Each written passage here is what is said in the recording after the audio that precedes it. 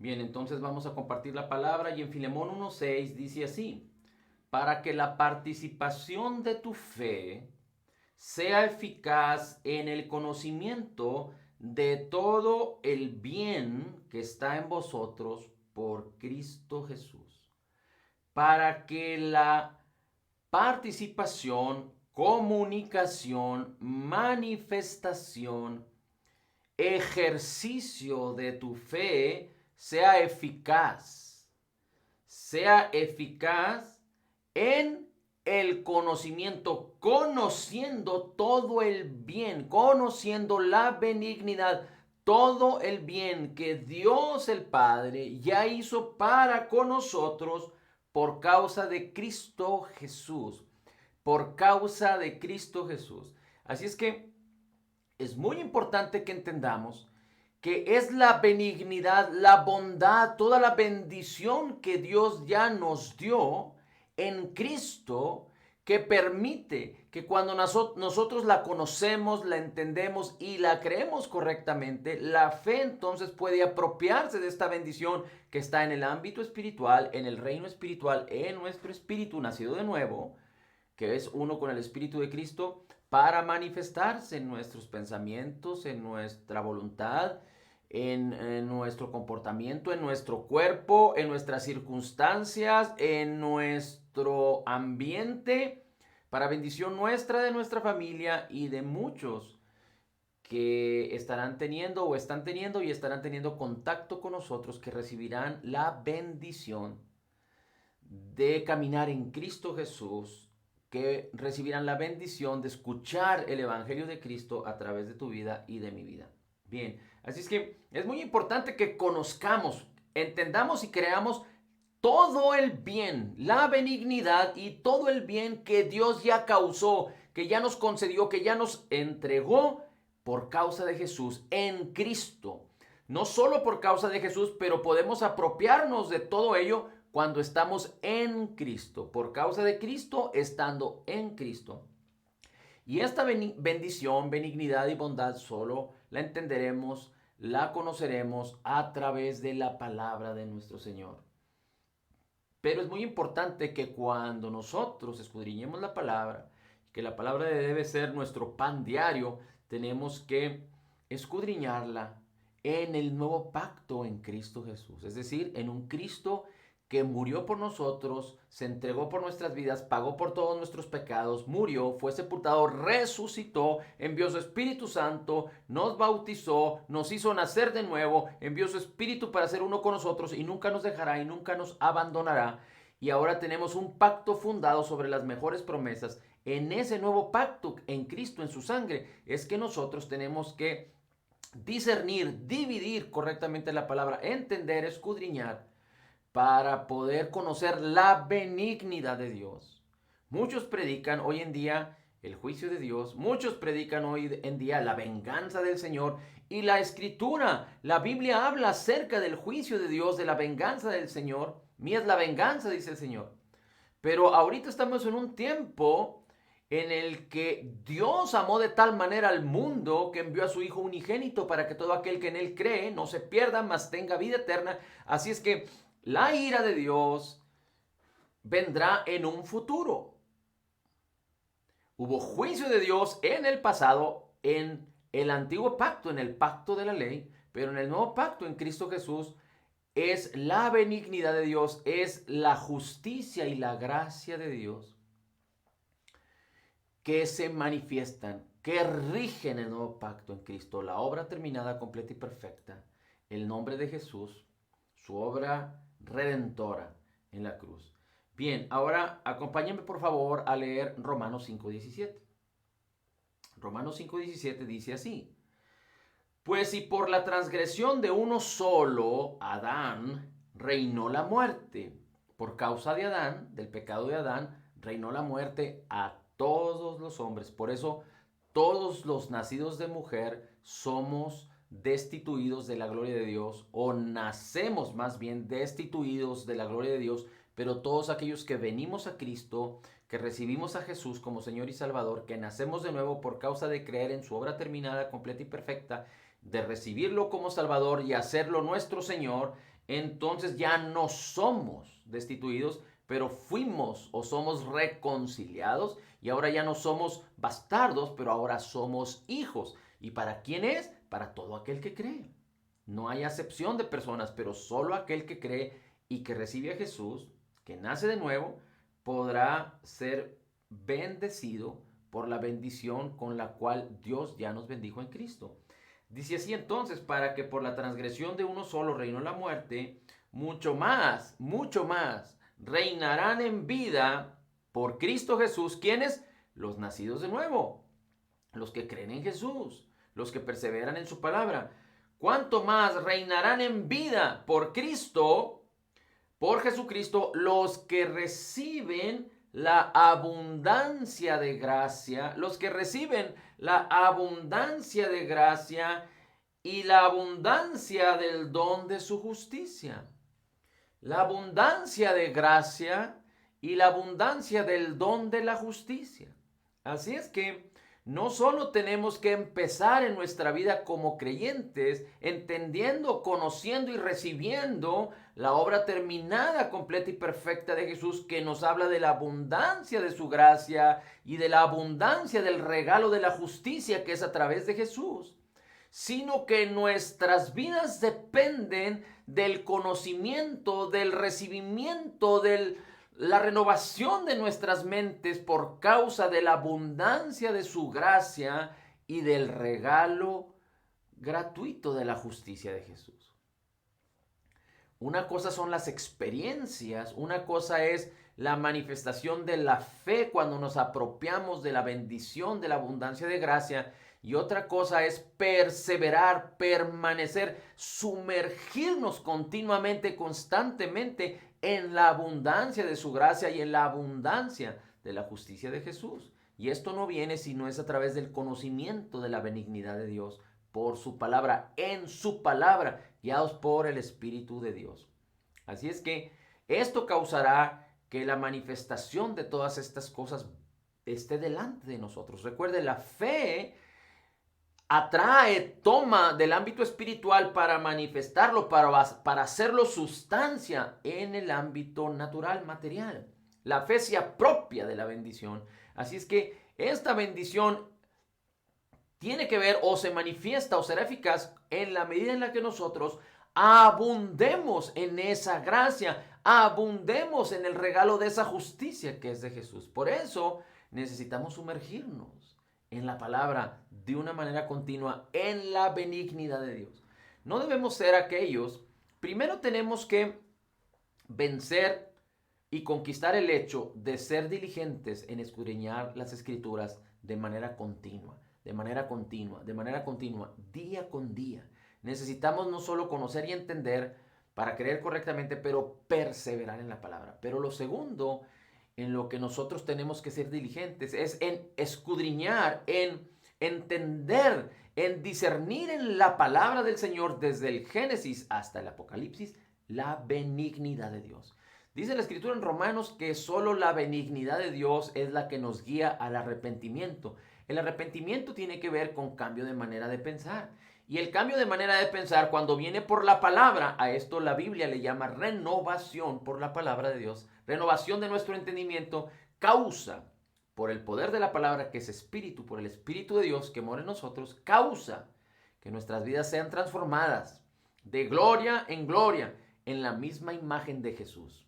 Para que no solo seamos como Jesús en nuestro espíritu, como Jesús es, así somos nosotros en este mundo, primera de Juan 4:17, pero para que en nuestro exterior, en nuestro comportamiento, en nuestros pensamientos, en nuestro caminar, en nuestro hacer, en nuestro vivir, en nuestro cuerpo, en nuestras acciones, en nuestras circunstancias, en nuestro ambiente, se manifieste de gloria en gloria Jesucristo a través de nuestras vidas.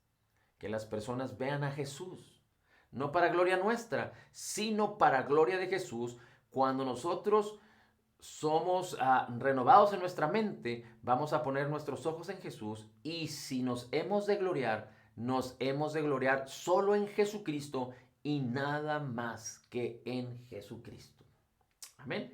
Bien, ahora le pido por favor que vayamos a Lucas. Vamos a ir a Lucas capítulo 4.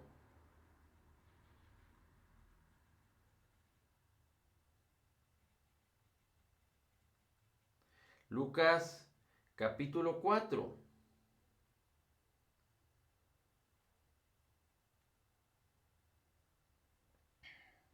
Acompáñame por favor. Y vamos a leer algunos versículos de ahí. Me gustaría empezar por Lucas capítulo 4, versículo 18. Dice así. Bueno, vamos a leer desde el versículo 16. Dice así. Vino Jesús a Nazaret, donde se había criado en el día de reposo. Entró en la sinagoga conforme a su costumbre y se levantó a leer. Y se le dio el libro del profeta Isaías. Habiendo abierto el libro, halló el lugar donde está escrito: El Espíritu del Señor está sobre mí, por cuanto me ha ungido para dar buenas nuevas a los pobres, me ha enviado a sanar a los quebrantados de corazón, a pregonar libertad a los cautivos, vista a los ciegos, a poner en libertad a los oprimidos, a predicar el año agradable del Señor, a predicar el año agradable del Señor. Y ahí en este versículo de Isaías termina, dice, enrolla el libro, se lo da al ministro y se sentó, y los ojos de todos en la sinagoga estaban fijos en él. Jesús leyó Isaías capítulo 61, versículos 1 y 2, aunque seguramente no estaba definido así por capítulos y versículos como lo tenemos ahora, pero dice la escritura que Jesús halló esta escritura en Isaías 61, 1 y 2. Voy a leerle lo que dice Isaías 61. Y de ahí, Isaías 61, 1 y 2. Y mire cómo dice: el Espíritu del Señor está sobre mí, porque me ha ungido el Señor, me ha enviado a predicar nuevas a los abatidos, a vendar a los quebrantados de corazón, a publicar libertad a los cautivos, a los presos apertura de la cárcel, a proclamar el año de la buena voluntad del Señor. Pero fíjese cómo termina Isaías, o cómo sigue diciendo Isaías: y el día de la venganza del Dios nuestro.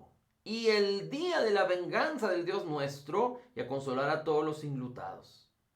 A consolar a todos los enlutados y a ordenar que a los afligidos de Sión se les dé gloria en lugar de ceniza, óleo de gozo en lugar de luto, manto de alegría en lugar de espíritu angustiado, y serán llamados árboles de justicia, plantío del Señor para gloria suya. Pero fíjese cómo Isaías dice, después de que dice a pregonar apertura de la cárcel para los presos, a proclamar el año de la buena voluntad del Señor, y a proclamar el día de la venganza del Dios nuestro. Es lo que dice Isaías. Pero el Señor Jesucristo, cuando lee Lucas capítulo 4, versículos 18 en adelante, no lee esta parte de a proclamar la venganza del Dios nuestro, el día de la venganza, sino que termina diciendo a predicar el año agradable del Señor, el año de la benignidad, el año de la bondad. Cuando habla de año, no se está refiriendo a los 365 días como un periodo limitado, sino se está refiriendo posiblemente a año tras año desde que Jesús, dice a predicar, desde que Jesús empezó a predicar, hasta que Jesús murió y resucitó, hasta que Jesús regrese por su iglesia. Hasta ese momento, el año agradable de la benignidad, de la bondad, está funcionando. Y no solo el Señor Jesucristo predicó, sino que los creyentes nacidos de nuevo a partir de que Jesucristo resucitó, han podido experimentar el año agradable del Señor. Y esto es lo que el creyente nacido de nuevo debe predicar: el año agradable del Señor y no la venganza. Hay muchos que 3 años atrás, cuando la contingencia empezaron a predicar acerca de que la pandemia era causa por el pecado del hombre y que era el día de la venganza del Señor y del juicio de Dios sobre la humanidad. Y esto no es bíblico. Vendrá el día de la venganza, cuando el Señor Jesucristo regrese en su segunda venida con su iglesia. Ese día será el día de la venganza. Pero ahorita estamos en el año agradable del Señor. El año agradable del Señor. Bien, vamos a seguir leyendo versículo 21. Y comenzó a decirles, hoy se ha cumplido esta escritura delante de vosotros. Hasta ese momento se ha cumplido. Por eso él quitó la última frase de a predicar el día de la venganza del Dios nuestro, porque esa escritura no se ha cumplido aún. Vendrá, como está escrito en el Apocalipsis, vendrá en la segunda venida del Señor. Escuché un video de un aparentemente judío, no sé si realmente hablaba español, no sé si realmente es natural judío o sigue la religión judía, pero este hombre dijo, Cristo, el Mesías, no ha venido, ni 2000 años atrás, dijo. ¿Por qué? Les voy a dar 2 señales por las cuales no ha venido el Mesías. La primera es que no ha reunido a todos los judíos del mundo en la nación de Israel. Y la segunda es que aún no se ha construido o reconstruido el templo. Si estas cosas no han sucedido, entonces el Mesías no ha venido.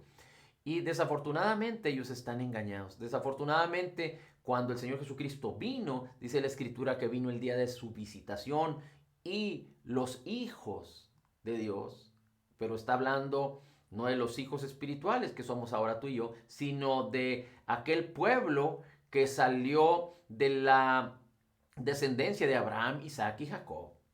Tú y yo, recuerda, somos de la simiente de Cristo, que somos hijos por la fe, pero ellos son naturales. Y no es que sean hijos de Dios a través de Cristo, sino que así se llamaban hijos de Dios, o así la Biblia los describe como el pueblo de Dios. Aunque recuerde, nadie puede ir al Padre si no es a través de Jesús.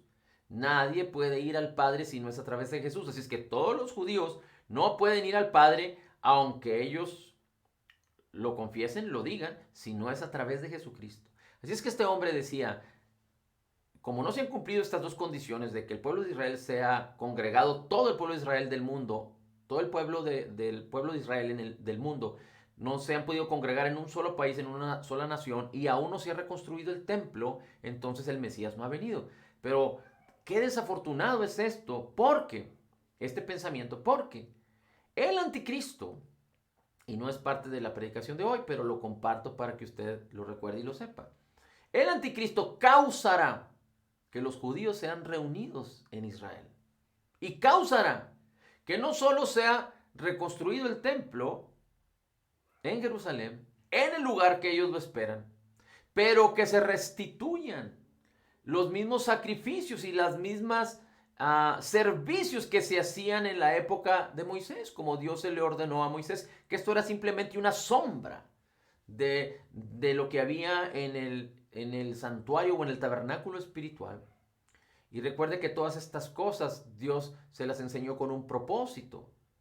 Y la ley vino al hombre para que el hombre entendiera que necesitaba ser salvado, no por la ley, sino por Cristo. Así es que el anticristo va a causar que los judíos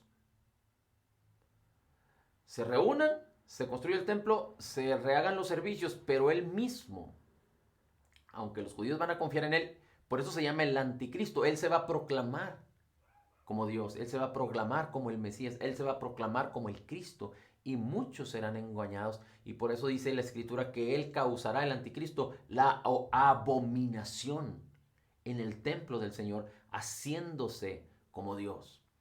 Qué desafortunado es, porque esto sucederá en la tribulación, o entre la tribulación y la gran tribulación, cuando la iglesia ya no esté presente. Y cuando me refiero a la iglesia, me refiero a todo hombre de cualquier nación que haya recibido a Jesús como Señor y Salvador, porque solo a través de Jesús se puede ir al Padre. Bien, así es que dice, hoy se ha cumplido esta escritura. Y en el versículo dice en el versículo 22, y todos daban buen testimonio de Jesús, y estaban maravillados de las palabras de gracia, y estaban maravillados de las palabras de gracia, de benignidad, de bondad. Recuerde que la gracia es favor inmerecido, es la bendición de Dios a ti que no lo mereces. Es la bendición de Dios y tú poderte apropiar de esta bendición cuando entiendes que no lo mereces, cuando entiendes que no depende de ti, sino de lo que Dios es, Cristo es y de lo que Cristo hizo por ti. Dice, estaban maravillados por las palabras de gracia que salían de la boca, de su boca, y decían, ¿no es este el hijo de José? Es decir, estaban maravillados por lo que él decía, pero después, en lugar de poner sus ojos en la divinidad, en la gloria de Jesús, ponían sus ojos en lo humano y decían, ¿que no es este el hijo de José? Y les dijo, sin duda me diréis un refrán, médico, cúrate a ti mismo. Jesús dijo, médico, cúrate a ti mismo. Ese es un refrán que ellos comúnmente utilizaban. De tantas cosas que hemos oído que se han hecho en Capernaum, haz también aquí en tu tierra. Pero recuerde que Jesús solo manifiesta su gloria y su poder a través de la fe. Y añadió Jesús, de cierto os digo que ningún profeta es acepto en su propia tierra. Y en verdad os digo que muchas viudas había en Israel en los días de Elías, cuando el cielo fue cerrado por 3 años y 6 meses, y hubo una gran hambre en toda la tierra, pero a ninguna de ellas fue enviada Elías, sino a una mujer viuda de Sarepta de Sidón. De Sarepta de Sidón. Si usted recuerda la historia de Elías, Elías había causado por la voluntad de Dios, que el cielo se cerrara y que no lloviera por 3 días y medio, por 3 años y medio. Y entonces el rey Acab, el rey de Israel, que se había casado con Jezabel, que era prácticamente una bruja, era el diablo encarnado en mujer. Esta mujer Jezabel, que quería matar a todos los profetas y quería matar a Elías y que estaba completamente en contra de todo lo que se llamaba Dios y que impuso a sus demonios y a sus profetas de Baal y al diablo sus adoraciones y causó estragos en el pueblo de Israel. Esa mujer era de Sidón, era hija del rey de Sidón. Así es que el Señor Jesucristo les dice, cuando Elías sucedió esto y que cerró los cielos y Dios le dijo, hay una viuda, ve a buscarla, está en Sarepta de Sidón y ella te sostendrá. Y no sé si usted recuerda que Elías fue a la viuda, Dios le habló a la viuda, y aquella viuda cuando tuvo un encuentro con Elías, le dijo, Elías, dame, ¿qué estás haciendo? Estoy preparando leña para hacerme un bocado, comerlo mi hijo y yo y dejarnos morir, porque había hambruna en aquella región, en toda la región, porque no estaba lloviendo. Y entonces Elías le dijo, ok, haz lo que vas a hacer, pero dame de comer a mí primero. Y resulta que cuando aquella mujer escuchó la voz de Elías y siguió lo que Dios le ordenó, le dio de comer a Elías y nunca cesó su harina y su aceite en su vasija, en su casa, por esos 3 años y medio. Aquella mujer fue sostenida por la mano, por la gloria de Dios, y ella misma sostuvo a Elías, mantuvo a Elías. Pero aquella mujer no era una mujer judía. Aquella mujer no era una mujer de Israel. Aquella mujer era una mujer pagana, gentil. Aquella mujer era del mismo pueblo de donde venía Jezabel, que era la peor contrincante de Elías, que era una contrincante en contra de los profetas de Dios, que era la maldad del pueblo de Israel. Así es que cuando los judíos que estaban en Nazaret escuchando a Jesús y escuchan a Jesús decir, en Israel había muchas viudas, pero Elías no fue enviado a bendecir a las viudas de Israel, sino a una viuda que no era de Israel. Es decir, a una viuda que no se lo merecía. Jesús está manifestando su gracia en estas declaraciones. A una mujer que no se lo merecía, que no era del pueblo de Israel, Elías fue enviado a bendecir. Ahora fíjese lo que dice en el versículo 27. Y muchos leprosos había en Israel. Muchos leprosos había en Israel en el tiempo del profeta Eliseo. Elías y después de Elías fue Eliseo.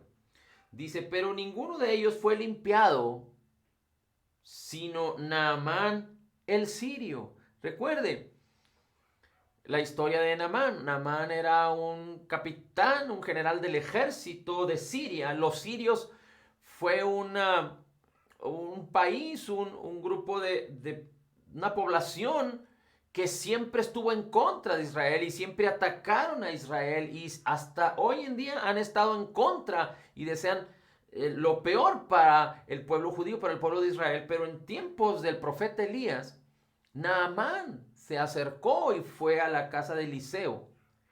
En tiempos del profeta Eliseo. Recuerde, Eliseo, el sucesor de Elías, Eliseo quien recibió la doble porción del espíritu que estaba en Elías.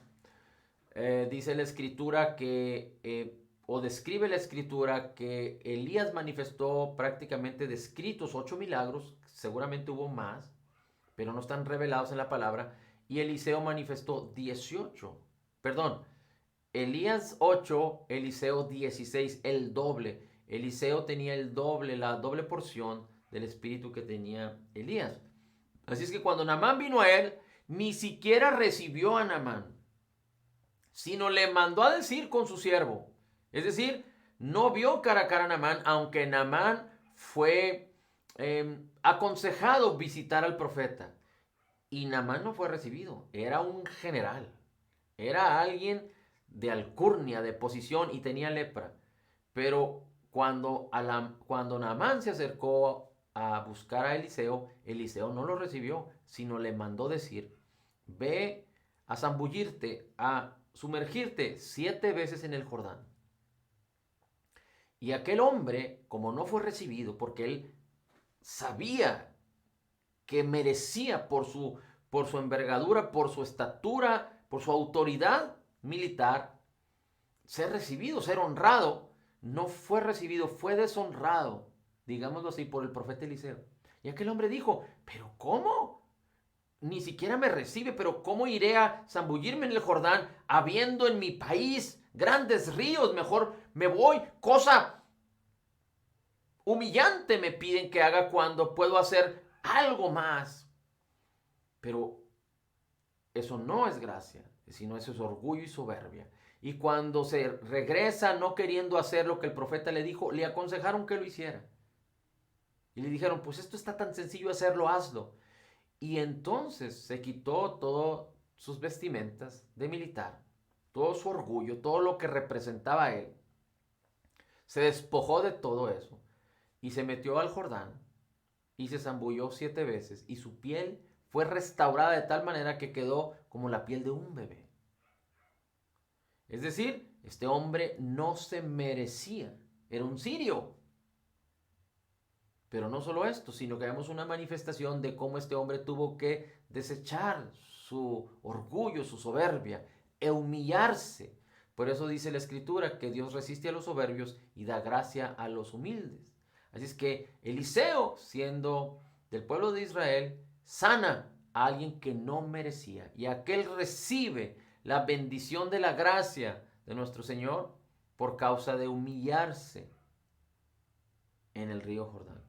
Dice la escritura que cuando los judíos, vamos al versículo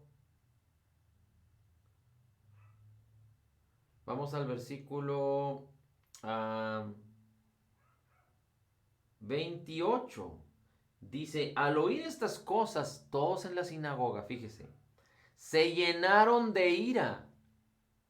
Al oír todas estas cosas, en la sinagoga, las palabras de Jesús se llenaron de ira, como el Señor Jesucristo habla de 2 milagros del Señor, bendiciendo a los que no merecían, pero no bendiciendo y no trayendo bendición al pueblo de Israel por causa de la dureza de su corazón. Bueno, los israelitas o los judíos que estaban aquí en la sinagoga escuchando a Jesús no creían en Jesús. Menospreciaban a Jesús, lo estaban haciendo hombre sin reconocer su gloria y su deidad. Jesucristo era 100% hombre, pero era 100% Dios. Se llenaron de ira y levantándose lo echaron fuera de la ciudad y le llevaron hasta la cumbre de un monte, el cual estaba edificada en la ciudad de ellos, para despeñarle. Lo querían matar, mas él pasó por en medio de ellos y se fue. Fíjese lo que quisieron hacer. Bien, los religiosos, y desafortunadamente lo voy a decir, cristianos religiosos, que no entienden y comprenden la gracia, sino que quieren observar la ley, que creen que es necesaria la ley o los mandamientos para que las personas no pequen, para que los feligreses no pequen, para que el pecado sea sometido, lo cual es tener mentalidad de ley, porque esas fueron las razones, o una de las razones por las cuales Dios le dio la ley al pueblo de Israel, que era un pueblo duro de servicio. Todos aquellos que profesan la ley, cristianos o que tengan una mentalidad de ley, van a enojarse en contra de la gracia. La ira de ellos va a salir en contra de la gracia, porque muchos predican acerca de recibir por causa de merecer. Sé obediente para que recibas. Haz esto, haz lo otro para que recibas. Pero no entienden que la estrategia y el diseño de Dios no es así. La ley demanda, no hagas, no hagas, no hagas, no hagas. La gracia provee. El Señor dijo, yo haré por ti, yo haré por ti. Por eso el Señor proveyó todo de antemano, antes de que tú y yo naciéramos. Lo proveyó todo en Cristo Jesús, porque Él causó. La gracia provee. Así es que la ley va a perseguir a la gracia. En otras palabras, los que predican la ley van a enojarse, a tener ira, a perseguir a los que predican la gracia. Pero nosotros predicamos la gracia, pero no para libertinaje, pero predicamos la gracia y la verdad, la justicia y la fe, que nos permiten apropiarnos de la bendición de Dios y causar que por la fe de Jesús la palabra de Dios manifieste su poder de tal manera que dice la Escritura, la ley del Espíritu de vida en Cristo me ha librado del poder del pecado y de la muerte. Así es que el creyente que entiende la abundancia de gracia, que recibe y se sumerge en la abundancia de gracia y en la abundancia del regalo de su justicia, entiende el poder y camina en el poder para no pecar, porque el pecado ya no tiene señorío y poder sobre el creyente nacido de nuevo. Pero el que predica la ley va a perseguir al de la gracia y va a vivir esclavo del pecado. Y va a querer destruir y matar la gracia. Aniquilar la gracia. Y esto, desafortunadamente, está sucediendo una y otra vez. Una y otra vez. Y desafortunadamente también muchos predican una mezcla. Aunque tienen mentalidad de ley, aparentemente predican acerca de la gracia, pero la realidad es de que no hablan correctamente acerca de la gracia porque no la entienden. Y vamos a terminar leyendo Lucas también, pero vamos al capítulo 11, Lucas capítulo 11,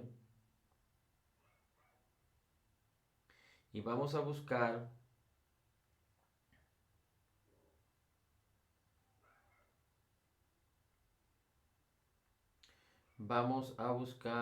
déjeme le digo, el versículo 33. Lucas 11, 33. Dice así.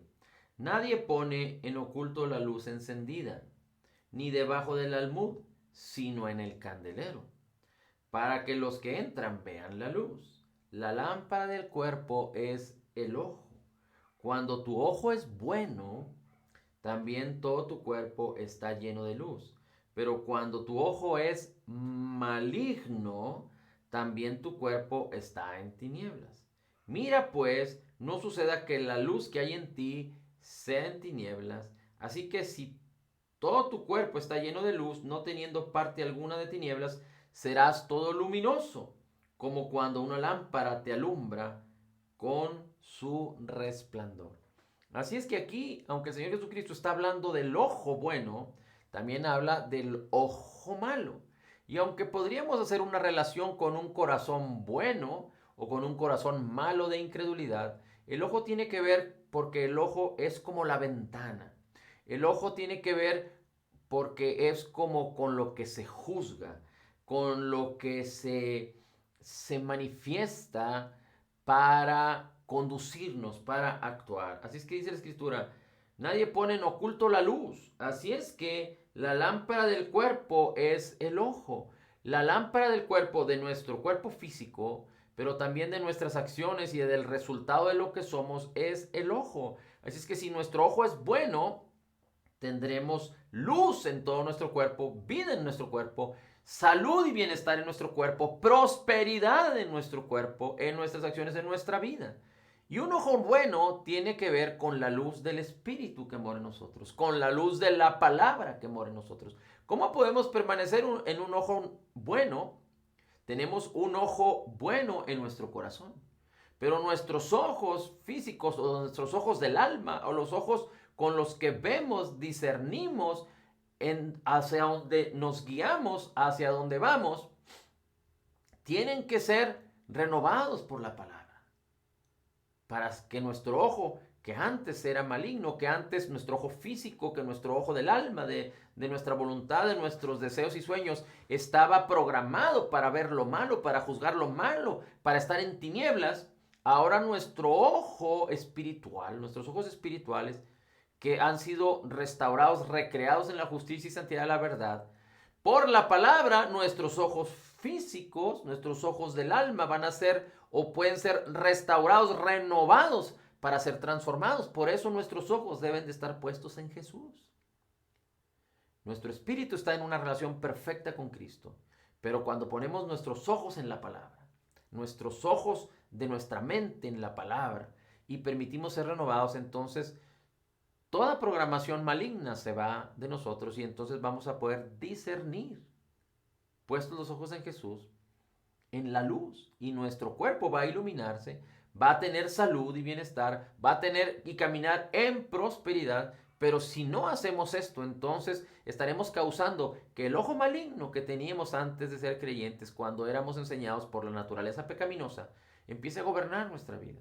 Y un ojo maligno es un ojo que está puesto en todo menos en Cristo y causa enfermedad al cuerpo y causa fracaso, causa escasez y no permite que la abundancia de gracia y el regalo de la justicia de Jesús operen abundantemente en nuestra vida. Cuando la Escritura habla de el ojo bueno, tiene que ver con el entendimiento, el alumbramiento del Espíritu Santo en nuestras vidas por la palabra, tiene que ver con la sanidad de nuestros cuerpos, tiene que ver con la prosperidad de nuestras vidas. Y cuando habla de un ojo malo, tiene que ver con tinieblas, tiene que ver con la enfermedad, tiene que ver con el caos, con la escasez en la vida de las personas. Así es que no permitamos que la luz de la palabra se esconda.